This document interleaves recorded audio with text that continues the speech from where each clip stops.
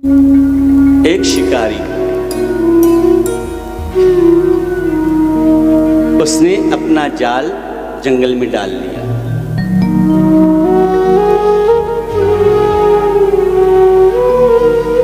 और एक पेड़ के ओठ में जाकर के छिप गया, पेड़ के ऊपर जाकर के छिप गया।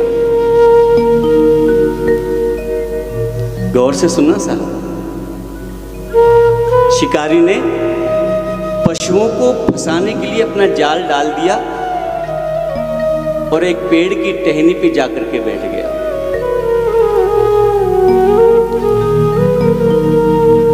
उसे शिकारी के पास में पानी पीने के लिए एक विशेष साधन बना हुआ था, चमड़े का, जिसको हम लोग मशक बोलते हैं। मशक होती है ना सूअर की खाल की, उसको सिल करके उसमें पानी वगैरह कुछ भी डाला जाता है। अगर आप लोग कई लोग जो मुझसे उम्र में बड़े हैं उन लोगों ने तो देखी होगी मशक। शहरों में पहले के समय जो हरिजन लोग होते थे वो मशक रखते थे और गली में पानी का छिड़काव करते थे। तो शिकारी ने अपने बगल में मशक दबा रखी थी, उसमें पानी अपने रात्रि में पानी पीने के लिए भर रखा था और पेड़ के ऊपर चढ़ा हुआ था।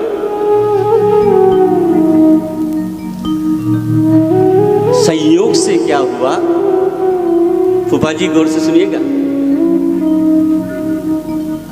संयोग से क्या हुआ, जिस पेड़ पर शिकारी चढ़ा हुआ था वो पेड़ था बिल्वपत्र का। और बिल्वपत्र के नीचे भगवान शिवलिंग विराजमान थे।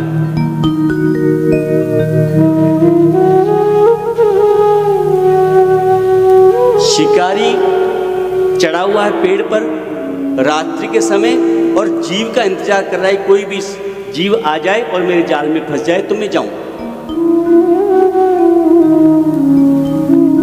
हुआ क्या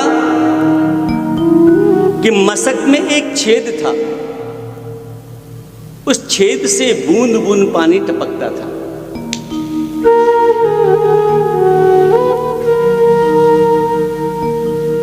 और इस तरीके से बैठा हुआ था वो शिकारी पेड़ के ऊपर कि जो बूंद टपक रही थी ना जी, वो बूंद मेरे भोले बाबा के सर पर पड़ रही थी।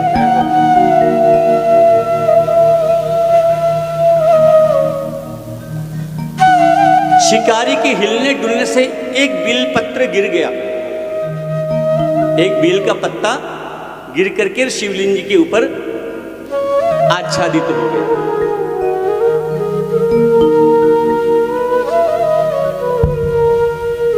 पूरी रात भर शिकारी जीव का इंतजार करता रहा साहब, पूरी रात भर। सुबह 4 बजे हमारे भोलेनाथ प्रकट हो गए। बोल महाकालेश्वर नाथ की जय। सुबह 4 बजे हमारे भोलेनाथ प्रकट हो गए और शिकारी को कहा कि वरदान मांगो।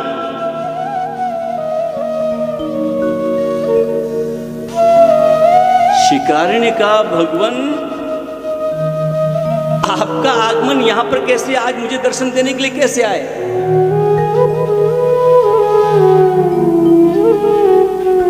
भगवान भोलेनाथ ने कहा अरे शिकारी तुझे पता नहीं है आज तुमने मेरी कैसी सेवा की है भैया। आज कौन सी रात्रि है तुम्हें पता है? बोले मुझे कोई पता नहीं। बोले भैया आज शिवरात्रि का रात्रि है और शिवरात्रि की रात्रि के समय तुमने शाम से लेकर के सुबह प्रातःकाल 4 बजे तक मेरा अभिषेक किया है। पानी की बूंद बूंद मेरे शिवलिंग के ऊपर पड़ती रही, बेल पत्र तुमने चढ़ा दिया, तो तुम्हारी इसी भक्ति से मैं प्रसन्न हो गया और तुझे वरदान देने के लिए आ गया। बोल भोलेनाथ भगवान की। ऐसे हमारे भोले बाबा।